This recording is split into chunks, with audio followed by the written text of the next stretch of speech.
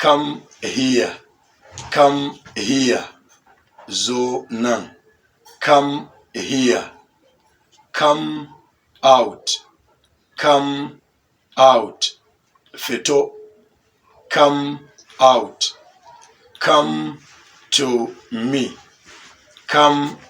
to me, zo guna, come to me, come with me, come with me, biyo ni, come with me, don't ever come here, don't ever come here, don't ever come here, kar ka ƙara zuwa nan, if you ever come again, if you ever come again, if you ever come again, idan ka ƙara zuwa,